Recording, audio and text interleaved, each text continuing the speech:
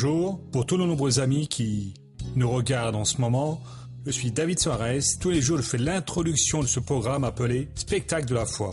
Dans l'émission d'aujourd'hui, nous verrons le message suivant. Comment garder tout ce que Dieu vous donne? Dieu nous donne quelque chose, oui, il donne la vie. Il donne la possibilité d'être heureux dans sa parole à lui. Beaucoup de personnes sont conduites aux deux extrêmes. Ainsi, la personne qui se préoccupe excessivement, elle devient super zélée. Elle finit par devenir une fanatique. Et cette autre personne qui donne peu d'attention à ce que Dieu dit devient quasiment une personne athée. En vérité, ce sont deux extrêmes. Et Dieu, lui, préfère l'équilibre. Nous allons trouver dans sa parole à lui quel doit être l'équilibre d'une personne qui doit être heureuse. Aussi, nous verrons l'histoire d'une personne prisonnière de ses vices. Personne qui a perdu le contrôle sur la boisson, qui a sombré dans l'alcoolisme et qui, après l'alcoolisme, s'est mise à faire usage de la drogue. Ces vices, ces choses-là étaient en train de ruiner sa vie. Ne trouvant aucune force dans la loi des hommes, dans la capacité humaine, elle a cherché Dieu, elle a eu sa vie de restaurer. Si vous avez besoin d'entendre cette parole, ne laissez personne dévier votre attention à ce moment-là, non. Ne laissez rien, ni au téléphone, ni rien d'autre à ce moment-là. Détournez votre attention. Dans les prochaines minutes, c'est une parole très importante qui provoquera un grand changement dans votre vie. Ensuite, nous verrons une prière puissante avec R.R. Soares. Vous allez voir ce que Dieu peut réaliser dans la vie d'une personne. Mon conseil, c'est ouvrez votre cœur, préparez-vous à devenir une personne heureuse, préparez-vous à être une personne qui va faire la différence. Donc maintenant, commencez la parole de la foi avec R.R. Soares dans le spectacle de la foi. Et pour Jésus, faites de beaux applaudissements. Pour lui qui est notre ami, notre Seigneur et celui qui nous soutient et qui a dit « Quant à moi, je suis avec vous tous les jours jusqu'à la fin du monde ». On va maintenant ouvrir la Sainte Bible à la première lettre aux Corinthiens, au chapitre 16.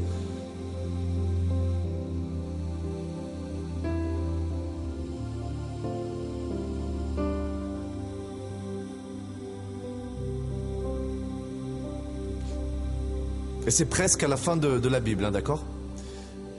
Première lettre aux Corinthiens 16. Le Nouveau Testament.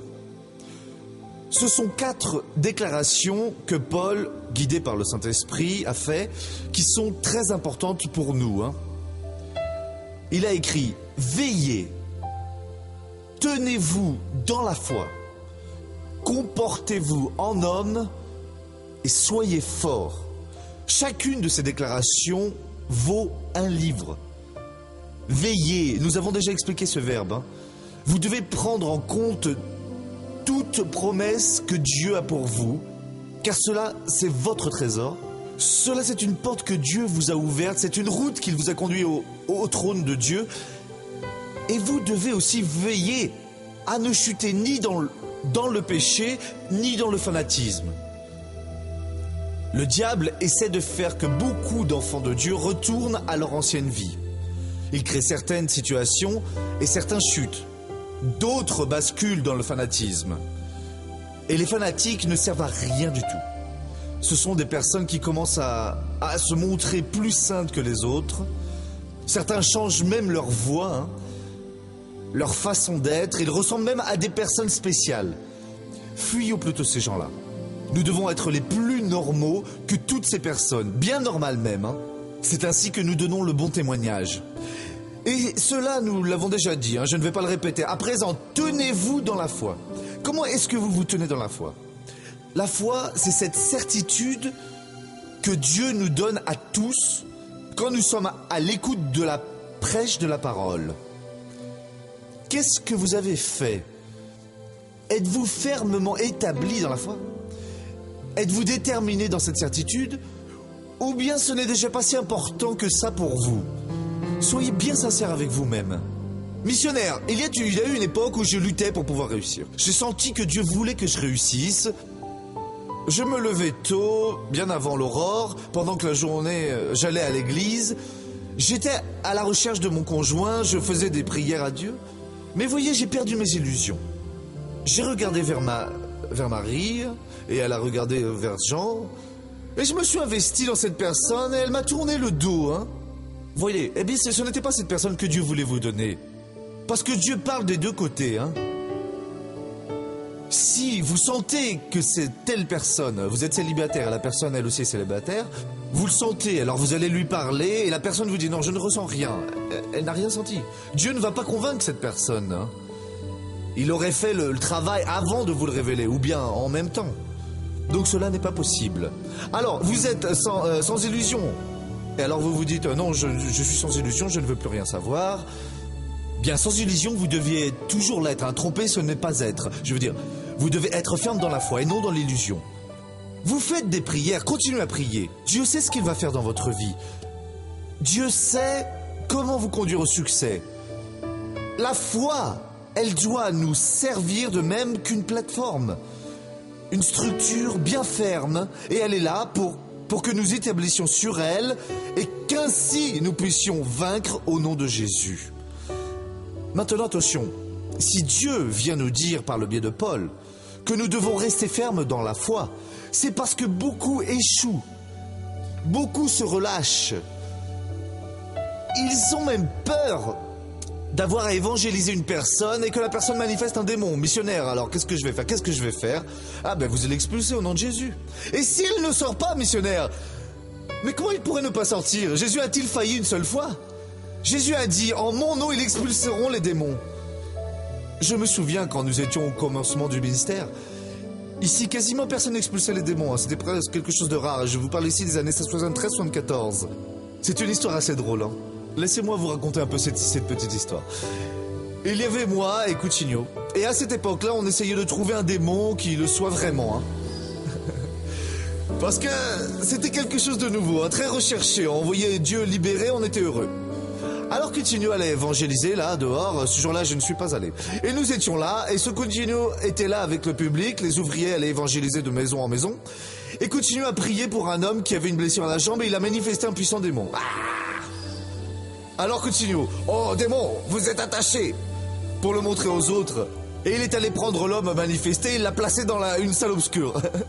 Et il y en a eu un, aujourd'hui c'est un prêcheur connu, hein, mais je donne le nom de personne. Il est entré de sa visite car il était aussi ouvrier. Et quand elle ouvre la porte, il a dit sors au nom de Jésus. Et le démon s'en est allé. Hein. Sors au nom de Jésus. Ah mon frère. Coutinho voulait montrer aux ouvriers ce que c'était un démon. Hein. Comment est-ce qu'on l'expulsait le démon?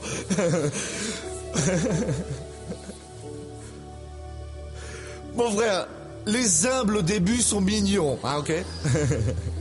Vous qui êtes marié, vous devez vous rappeler les premiers jours de votre mariage. Hein. C'était un très beau jour, hein, quand vous étiez à vous découvrir, et tout ça. Hein. Et dans le ministère, c'est la même chose. Mais alors, Paul nous déclare ici, voyez, vous devez d'être ferme dans la foi et ne pas vous relâcher. Parce que si vous êtes relâché, l'ennemi le sait, mon frère. Il regarde et il sait que vous n'êtes sûr de rien. Il vient et danse devant vous, il s'amuse devant vous, il crache sur vous, il fait tout ce qu'il veut, et vous alors vous ne faites rien. Vous dites miséricorde Seigneur, Seigneur je ne comprends pas ce qui se passe, Seigneur, non, il ne faut pas agir de cette manière mon frère. Il faut être vaillant, bien plus vaillant que l'ennemi. Il faut aller lutter contre le diable au nom de Jésus, quelle que soit l'heure, quel que soit le jour, quel que soit le lieu, en toute situation. Mais missionnaire, ici c'est un cas très difficile pour moi. Jésus a dit, personne ne peut venir à moi si le Père qui m'a envoyé ne l'attire. Et donc Jésus savait le fait suivant. Dans toute situation qu'on lui donnait à résoudre, il y en avait les moyens. Parce que le Père venait les lui donner. Le Père lui garantit cela. Et le Père n'allait pas apporter un problème au-delà des forces du Seigneur Jésus. Sauf que Jésus était illimité. Il n'avait pas de limite. Maintenant c'est la même chose pour nous. Nous avons des limites. Et le Père ne va pas apporter un problème que nous pouvons résoudre. Un problème surgit. La situation peut être difficile de la façon qu'elle se présente. Vous demeurez ferme dans la foi. Je vais réussir au nom de Jésus. J'étais en train de réaliser le culte, hein, nous avions besoin d'une offrande pour payer une facture, je ne sais plus combien. Hein. Et à l'époque, j'ai demandé je ne sais combien. Vous me pardonnerez le montant, hein, je ne me rappelle plus. C'est, on va dire 1000 euros, hein, juste pour une référence. Mais la somme que je vais vous parler, c'est pas grave. Tout le monde avait donné ce qu'il pouvait. Et moi, normalement, quand je fais cela, c'est évident que je compte devant tout le monde. Hein. Je compte et quelqu'un va et complète s'il manque. Mais ce jour-là, mes frères, mon Dieu, je n'ai pas compté. Et quand je suis arrivé au bureau, il y avait un ouvrier, on va dire qu'il s'appelait José, pour ne pas être identifié. Alors nous avons compté là l'offrande, j'ai demandé à José de compter avec les autres ouvriers, les revenus. Ici, missionnaire, l'offrande est ici. J'ai dit, hé José, Dieu a envoyé. Monsieur, vous avez été vaincu. Il a ri sous mon nez. Il nous manque 50 euros, missionnaire. J'ai dit, non frère, l'homme de Dieu ne n'est jamais vaincu. Mais si. J'ai dit, Dieu va te donner une leçon. Comme il a fait pour Élisée. En moi, en fait, j'avais un grand bureau, il était plus ou moins... Anciennement, c'était un atelier de confection. Et donc, il y avait de grands bureaux en haut, de sorte que là, on pouvait voir tout l'auditoire. Et moi, j'ai conservé les bureaux là. J'ai dit, descends là, dans le salon, car Dieu va envoyer une personne avec les 50. Il m'a regardé par la vitrine, il a dit ainsi, je suis pas sot. Il n'y a personne là. Eh bien, vous allez rester ici et je vais vous montrer que vous êtes un sot. Et j'étais en train de travailler, ne faisant pas de cas, puis il m'a regardé là. Ça veut dire que vous êtes vaincu, hein? J'ai dit, mon frère, descends maintenant car la personne est là. Non, missionnaire, je ne vais pas, non. De cette façon. Je ne suis pas sot, non. Hein. Eh bien, restez ici. Peu de temps après, quelqu'un a frappé à la porte. Allez ouvrir à la personne. Il a ouvert, c'était une grand-mère de 82 ans environ. Et missionnaire, je n'ai pas du tout cela, non, je suis là. En bas pour apporter mon offrande. Et il n'y a personne pour la recevoir. Voici, c'est mon offrande. C'était 50. Mes frères, ses yeux se sont remplis de larmes, les larmes se sont répandues et j'ai dit, mon frère, soyez croyant et non incrédule. Vous devez être ferme dans la foi. Parce que vous ne savez pas à quel moment le mal va s'amuser avec votre famille. Avec votre mari, avec votre femme, avec votre fils, votre fille, dans votre entreprise, dans votre vie privée. Et si vous n'êtes pas ferme dans la foi, vous vous jutez. Vous êtes séduit par le sourire de la femme du voisin, du mari de la voisine. Vous êtes séduit par une proposition indécente, par une proposition immorale, par un pot de vin, vous voyez. Vous sortez de la présence de Dieu et à l'instant où vous mentez, où vous acceptez, vous avez perdu Dieu dans votre vie. J'ai raconté il y a peu un exemple, une grande épreuve que j'ai eue dans l'avion très récemment.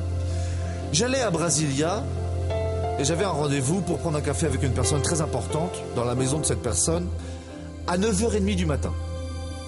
L'avion partait de Rio à 7h30 et arrivait à 9h. Tranquille. J'ai acheté le billet et l'avion était en retard. À 8h, il est encore à Rio. J'ai dit, ah Jésus, je vais être en retard. Ce n'est pas bon hein, quand vous arrivez en retard à un rendez-vous. Alors l'avion, bon, ils ont appelé pour embarquer et j'y suis allé. Les gens qui ont plus d'expérience, je vais raconter cela, il y a beaucoup de gens qui vont faire la même chose. Mais je dois raconter, excusez-moi. Celui qui voyage beaucoup sait que quand vous passez en dernier, vous devez aller au fond et vous entrez, il n'y a personne devant et plus personne ne va embarquer. Alors vous pouvez vous asseoir. Un peu où vous voulez, enfin ceux qui voyagent beaucoup le savent déjà. Et je suis là, mine de rien, il y en a un autre aussi comme moi. Parce que j'étais dans la rangée 25. Et si j'allais dans la 25 fenêtre, pour que je sorte de l'avion, ça prendrait 15 minutes en plus. Et j'avais besoin de sortir vite pour ne pas arriver très en retard. J'ai dit, Jésus, aide-moi. Et bien, je suis là, à regarder vers le côté. L'homme aussi est en train de regarder vers le côté. Alors un passager vient, la porte se ferme, il passe derrière moi. Et moi, plus malin, je suis resté à regarder les avions sur le tarmac, là. Ah, il est passé. Alors je suis rentré après lui. Quand nous sommes entrés dans l'avion, le second fauteuil était vide. J'ai dit, oh, gloire à Dieu. Il s'est retourné et il m'a demandé, c'est votre place? Et ça ne l'était pas. Et j'aurais pu dire, oui, bien sûr, ça l'est. Je serais assis, gloire à Dieu. Non, non, j'aurais perdu Dieu. Ça ne l'était pas. Il n'aurait pas dû poser la question. J'ai dit, non, monsieur. Et il y est allé s'asseoir. Et j'ai pris l'autre là. Mais j'ai pas perdu la bénédiction de Dieu. Vous comprenez bien cela? Et donc, pour une petite chose comme ça, vous mettez et perdez Dieu dans votre vie. Paul vient déclarer, qu'est-ce qu'il est en train de dire ici? Soyez fermes dans la foi. N'en sortez pas. C'est pour gagner de l'argent, ne mentez pas. Il faut mentir pour ne pas perdre, ne mentez pas. C'est mieux de ne pas avoir que de perdre Dieu. Dieu ne reste pas où le diable est. La vérité ne cohabite pas avec le mensonge. Faites bien attention à cela. Il vient pour déclarer, soyez fermes dans la foi. Ne soyez pas relâchés, tout mou, ou d'aucune façon, non. Soyez une personne déterminée. Dieu peut résoudre tous vos problèmes aujourd'hui, ou il peut commencer votre récupération. Amen. Regardons maintenant le feuilleton de la vie réelle.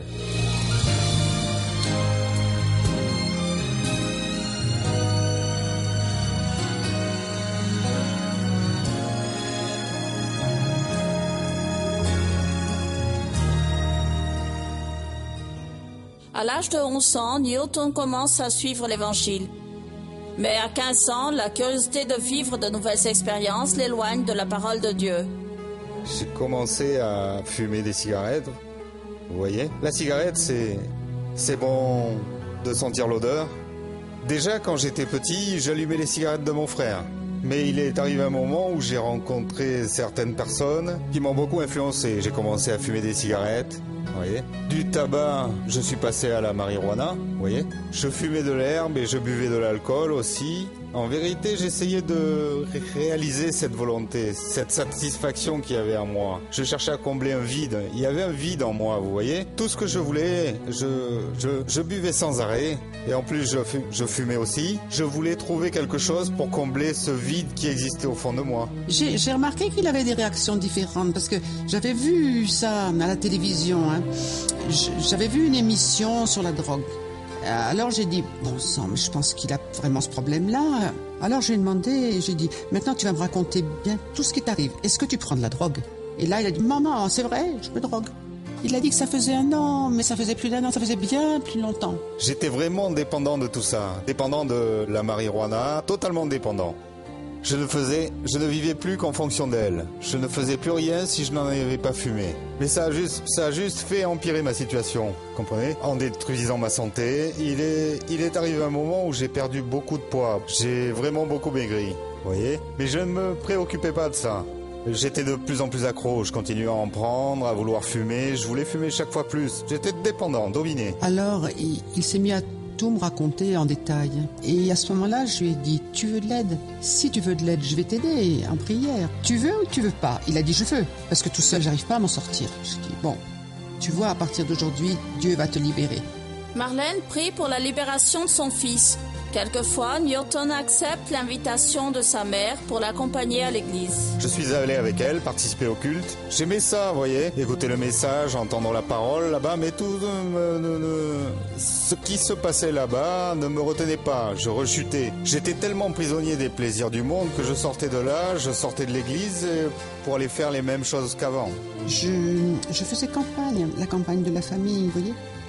La campagne de libération, je priais aussi la nuit jusqu'au petit matin. Je me levais avant l'aube à 3h, 2h30 du matin. Et je commençais à prier, c'est ça. Car parfois l'esprit nous réveille et on ne se lève pas pour prier alors qu'on doit prier. Je priais beaucoup, j'intercédais de tout mon cœur, je voulais pas qu'il continue à se perdre. C'est pratiquement à l'âge de 20 ans à peu près que j'ai commencé à perdre la volonté de faire tout ce que je faisais. Pour moi, plus rien n'avait de sens, vous voyez. J'ai arrêté de fumer, j'ai arrêté de boire. Arrêter de prendre de la drogue, de fumer de l'herbe, de fumer toutes ces choses. Mais je n'avais pas encore la compréhension, mais Dieu était déjà au travail dans ma vie. Il faisait travailler à l'intérieur de mon cœur. Je me souviens que je suis allé... il y a eu un événement à l'époque très tragique, vous comprenez? C'était un de mes amis qui a fini par perdre la vie, et ce jour-là, j'étais allé à la demande de ma sœur, j'avais participé à une réunion, et j'aurais justement dû me trouver avec lui. Mais Dieu ne l'a pas permis, il a donné cette libération, vous comprenez, en permettant que je participe à cette réunion, à ce culte-là, avec ma sœur. Et après ça, J'ai commencé à fréquenter l'église avec ma mère. Je sortais de la maison, je disais Dieu, parle avec moi, Dieu. Utilise le pasteur, je veux entendre ta parole, je veux entendre ta voix. Je veux comprendre ce que je dois faire, ce que j'ai besoin de modifier. Change en moi ce qu'il faut changer, je veux changer, j'y suis disposé. Alors je sortais, j'arrivais à l'église et la parole venait. Elle venait parler à mon cœur. Et là, c'était Dieu. Il a travaillé avec moi. Il m'a transformé, m'a purifié. Il m'a retiré tous ces sentiments que j'avais au fond de mon cœur, ces sentiments de tristesse. Chaque réunion à laquelle j'étais, Dieu, il me modifiait ma vie de telle manière que j'avais cette volonté, j'avais ce plaisir de connaître Dieu, de parler de Jésus. Il est entré à fond dans la maison du Seigneur en travaillant vraiment. Et alors Dieu a commencé à l'utiliser vraiment. Je suis devenu ouvrier. Et Dieu, il a commencé à travailler dans ma vie, il a alors commencé à bénir mon ministère, il a commencé à me montrer ce que réellement il voulait que je fasse, vous voyez, ce que réellement il voulait pour ma vie. Au bout de quelques temps, là, de quelques mois, je me souviens pas bien, je suis devenu auxiliaire. Pour moi, c'est une très grande joie parce que aujourd'hui, je vois qu'il ne traîne plus dans la rue. Il est dans la maison du Seigneur. Aujourd'hui, ce qui me motive, c'est Jésus, c'est la parole de Dieu, c'est le Saint-Esprit qui aujourd'hui motive ma vie. Gloire à Dieu. Nilton, vous êtes un nouvel homme? Grâce à Dieu, missionnaire. Aujourd'hui, je suis une autre personne. Depuis combien de temps vous êtes libre de cette drogue? Un peu plus de 4 ans déjà. Plus de 4 ans. C'est ça. À présent, laissez-moi parler avec Marlène, sa mère. Ça a valu la peine, hein, Marlène? Ça a valu la peine, oui, missionnaire. Je rends grâce à Dieu. Je remercie tous les jours pour la vie de mon fils, parce qu'il l'a réellement transformé. C'est un autre homme de Dieu, n'est-ce pas? Un autre homme. Vous avez agi comme il le faut, hein, ce que beaucoup de parents ne font pas. Vous l'emmeniez à l'église, et il ne sentait pas une grande volonté. Chaque cas est différent l'un de l'autre. Hein. Vous ne pouvez pas dire qu'un autre l'a fait, donc il faut qu'il fasse comme ça. La Bible dit que la parole de Dieu, elle est comme un marteau qui brise la roche dure. Pour certains, c'est beaucoup plus lent. Il faut lutter, la personne y va. Ah, lui, c'est un vaurien, c'est pas vrai, c'est un autre type de démon qui agit dans ce cœur-là. Mais en écoutant la parole, Dieu sait travailler jusqu'à ce que la personne se réveille un jour et prenne la décision. Dans votre cas, vous qui affrontez un problème très sérieux, en utilisant la parole de Dieu, en l'utilisant comme un marteau, c'est un marteau, et à un moment donné, vous obtenez votre libération. Vous avez lutté, et ça doit être un plaisir de voir votre fils ici aujourd'hui. Il s'est libéré, et en plus faisant l'œuvre de Dieu. Vérité, monsieur le missionnaire. Qu'y a-t-il dans votre famille ici, hein? Ah, il y a ma voisine ici. La voisine est là aussi. Madame, vous savez que Nilton avait ce genre de problème? Nilton est une bénédiction dans notre rue. Aujourd'hui, mais auparavant, non? Aujourd'hui, c'est une bénédiction dans notre quartier. Tout le monde l'aime bien. Et à l'époque où il était sur le mauvais chemin, c'était triste à voir. Et si Dieu le veut, d'ici peu, mon fils va donner son témoignage sur lui. D'écrire la vie réelle. Ah, très bien. Gloire à Dieu. Applaudissez Jésus. Dieu a fait là une œuvre de plus.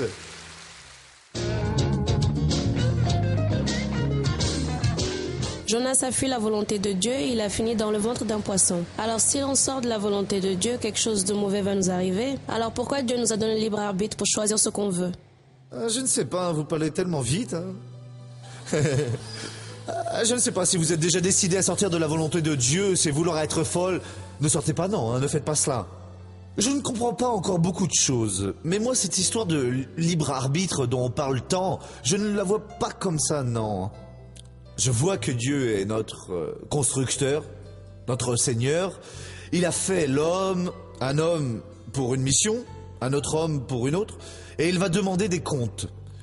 Dieu a dit à Jonas, va à Ninive et prêche pour ces personnes. Il est allé dans un autre coin et cela s'est très mal passé.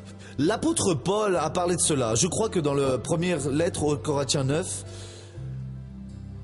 vous voyez ce que l'apôtre dit ici. Première lettre aux Corinthiens 9, le verset 16.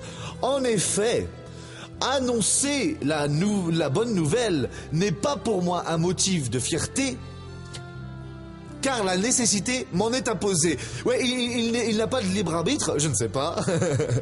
Mon ami, je n'ai pas d'opinion préformée, non. Mon opinion se forme dans la parole de Dieu.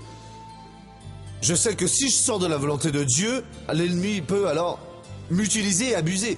Je ne veux pas en sortir. Maintenant, Paul a dit, car la nécessité m'en est imposée. C'était une imposition que le Créateur fait pour lui. C'est dans Luc chapitre 18. nous devons lire la Bible parce qu'elle dit certaines choses auxquelles on ne prête pas attention.